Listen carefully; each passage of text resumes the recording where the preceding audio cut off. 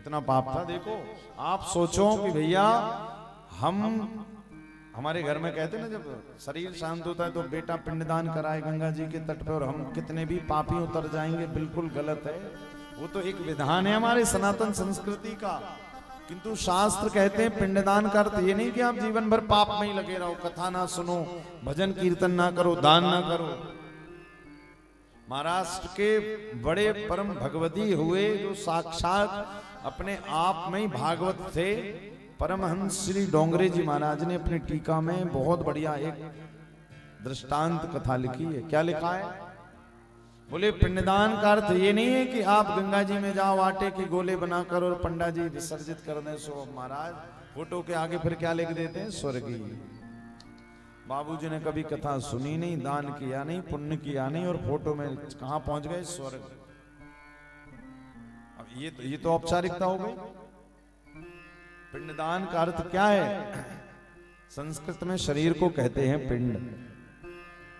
और जीते जी यदि जिस व्यक्ति ने अपना पिंडदान कर लिया, डोंगरे जी महाराज लिख रहे हैं, वो ही जीव इस धरती पर कल्याण का पात्र बन जाता है, जिसने जीते जी अपना पिंडदान स्वयं कर लिया।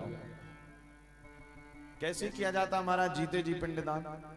बोले ये जो आप कथा सुन रहे हो ना यहाँ बैठकर 3 घंटे, तो ये समझ लो ये आप अपने हाथों स्वयं का पिंडदान कर रहे हो। स्वयं से स्वयं का पिंडदान।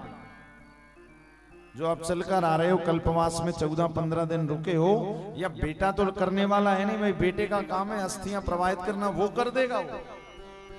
किंतु शरीर से आप तीर्थराज प्रयाग में आकर अपने कानों से ठाकुर जी की कथा का श्रवण कर रहे हैं। शास्त्र कहते हैं यही जीते जी अपने आप से अपना पिंडदान है।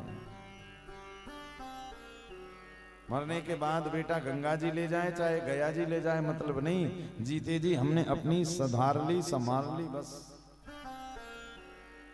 चाहे यहां बैठे हो भाई, घर बैठे भी आस्था पर बहुत सारे दर्शक इस कथा का आनंद ले रहे हैं, तो ये समझे वो भी कि भैया आप भले घर में बैठे हैं, किंतु जीते जी आप अपने शरीर से अपने आप का पिंडदान गंगा जी के तट पर भागवत जी की सन्निधि में कर रहे हैं। कैसे? बोले कथा का श्रवण करके।